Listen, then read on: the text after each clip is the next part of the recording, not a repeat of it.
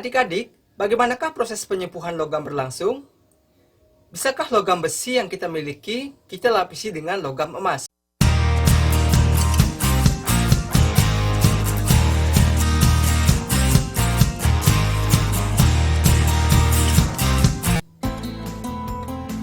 Om Swastiastu. Bertemu kembali di video pembelajaran kimia. Pada video ini, kita akan mempelajari proses kebalikan dari sel volta, yaitu perubahan energi listrik menjadi energi kimia. Apabila arus listrik searah kita alirkan ke dalam larutan elektrolit melalui sebuah elektroda, maka larutan elektrolit tersebut akan terurai. Peristiwa peruraian elektrolit oleh arus searah inilah disebut dengan elektrolisis. Sel tempat terjadinya elektrolisis itu disebut dengan sel elektrolisis. Untuk lebih memahami sel elektrolisis, perhatikanlah sel elektrolisis berikut. Di dalam gambar sel elektrolisis ini, kita bisa amati bahwa komponen-komponen sel elektrolisis itu yang pertama adalah sumber arus searah, yang kedua, dua buah elektroda, yang ketiga larutan elektrolit, yang keempat, kawat pengantar, dan yang kelima adalah wadah dari sel elektrolisis tersebut. Pada sumber arus, kutub positif itu dialirkan ke dalam sebuah elektroda. Nah, elektroda yang terhubung dengan kutub positif tersebut itu disebut dengan anoda, sedangkan elektroda yang terhubung dengan kutub negatif pada sumber arus disebut dengan katoda. Sama dengan sel volta, di dalam anoda terjadi reaksi oksidasi, sedangkan pada katoda terjadi reaksi reduksi.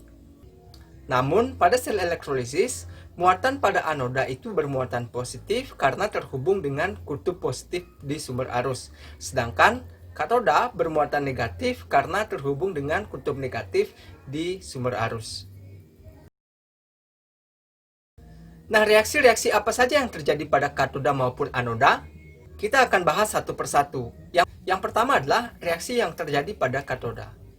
Seperti yang saya bilang tadi bahwa di katoda itu akan terjadi reaksi reduksi. Jika elektrolit itu berupa larutan, maka reaksi yang terjadi pada katoda adalah yang pertama, jika di sekitar katoda terdapat ion H positif, maka ion H positif itu akan tereduksi menjadi gas hidrogen. Yang kedua, jika di sekitar katoda terdapat ion-ion logam yang berasal dari logam alkali dan alkali tanah seperti Li, K, Na, Ba, Sr dan Ca, maka ion-ion tersebut tidak mampu tereduksi karena potensial reduksi ion-ion tersebut lebih kecil dibandingkan potensial reduksi air, sehingga di dalam katoda airlah yang akan mengalami reaksi reduksi membentuk gas hidrogen dan ion OH negatif. Tetapi jika ion-ion yang ada di sekitar katoda itu berupa ion yang berasal dari selain logam alkali dan alkali tanah seperti Ni, Cu, Zn, maka logam tersebutlah yang akan tereduksi membentuk logamnya. Contohnya, Cu2 positif akan tereduksi menjadi logam Cu. Ni2 positif akan tereduksi menjadi logam Ni. Nah, itu jika elektrolit berupa larutan. Tetapi, jika elektrolit itu berupa lelehan, cairan, atau leburan yang mana di dalam elektrolit itu tidak ada molekul air, maka walaupun di sekitar katoda terdapat ion logam yang berasal dari alkali maupun alkali tanah, maka ion tersebutlah yang akan tereduksi menjadi logamnya. Misalnya Na positif menjadi logam Na. Dan demikianlah reaksi yang terjadi pada katoda. Nah, bagaimana dengan reaksi yang terjadi pada anoda? Reaksi yang terjadi pada anoda itu adalah reaksi oksidasi. Jika di sekitar anoda terdapat ion OH negatif, maka ion OH negatif tersebut akan teroksidasi menghasilkan molekul H2O dan gas oksigen. Nah, yang kedua, jika di sekitar anoda terdapat ion sisa asam yang tidak mengandung oksigen, misalnya ion Cl, ion Br, ion I, maka ion tersebut akan teroksidasi menjadi gasnya. Contohnya, ion Cl akan teroksidasi menjadi gas klor. Ion Br akan teroksidasi menjadi gas brom. Nah, bagaimana jika sisa asamnya tersebut mengandung oksigen? Seperti SO42 negatif, NO3 negatif. Jika hal itu terdapat di sekitar anoda, maka ion-ion tersebut tidak akan teroksidasi. Sebagai gantinya, airlah yang akan mengalami reaksi oksidasi, yaitu menghasilkan ion H positif dan gas oksigen. Yang ketiga, jika elektroda yang bertugas sebagai anoda terbuat dari logam yang mudah teroksidasi, yaitu selain PT, selain karbon, dan selain emas, maka logam-logam tersebut akan teroksidasi menjadi ion-ionnya. Contohnya, jika elektroda yang digunakan adalah Ni, maka elektroda Ni tersebut akan teroksidasi menjadi Ni2 positif. Demikianlah reaksi-reaksi yang terjadi pada katoda maupun anoda. Untuk lebih jelasnya bagaimana membuat reaksi pada sel elektrolisis, perhatikan contoh berikut. Tentukan reaksi yang terjadi di anoda dan di katoda pada sel elektrolisis berikut. Yang pertama, elektrolisis larutan HCl dengan elektroda PT. Yang kedua, elektrolisis larutan NaBr dengan elektroda karbon. Baik dari yang pertama maupun yang kedua, elektroda yang digunakan itu adalah elektroda yang tidak mudah teroksidasi. Kita selesaikan satu persatu. Yang pertama, elektrolisis larutan HCl menggunakan elektroda PT. Pertama, kita buat reaksi ionisasi HCl menjadi H positif dan Cl negatif.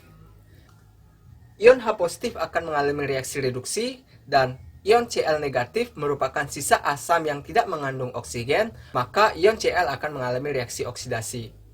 Maka kita tuliskan di katoda terjadi reaksi H positif ditambah elektron menghasilkan gas hidrogen.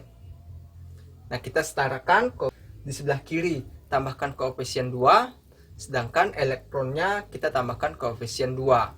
Sedangkan di anoda, karena Cl merupakan sisa asam yang tidak mengandung oksigen, maka Cl inilah yang mengalami oksidasi. Cl akan mengalami oksidasi menghasilkan gas klor dengan melepas 2 elektron. Dari kedua setengah reaksi ini, didapatkanlah reaksi elektrolisis berupa 2H positif ditambah 2 Cl negatif menghasilkan gas hidrogen dan gas klor. Soal yang kedua, elektrolisis NaBr dengan menggunakan elektroda karbon. Kita buatkan reaksi ionisasinya. NaBr terionisasi menjadi Na positif dan Br negatif. Apakah Na positif ini akan mengalami reaksi reduksi pada katoda, atau Br ini akan mengalami reaksi oksidasi pada anoda? Berdasarkan aturan reaksi-reaksi yang terjadi pada katoda dan anoda yang sudah kita bahas tadi, maka ion Na karena berasal dari logam alkali maka tidak dapat tereduksi di dalam katoda. Sebagai gantinya, di katoda akan terjadi reaksi reduksi air, menghasilkan gas hidrogen dan ion OH negatif.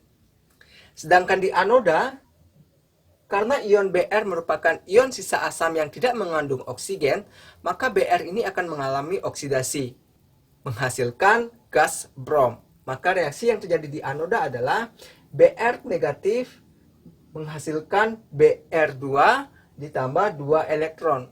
Nah, dari kedua setengah reaksi ini, maka kita akan dapat reaksi elektrolisis dari NaBr, yaitu 2H2O ditambah 2 Br negatif menghasilkan gas hidrogen, 2 ion OH negatif, dan gas brom.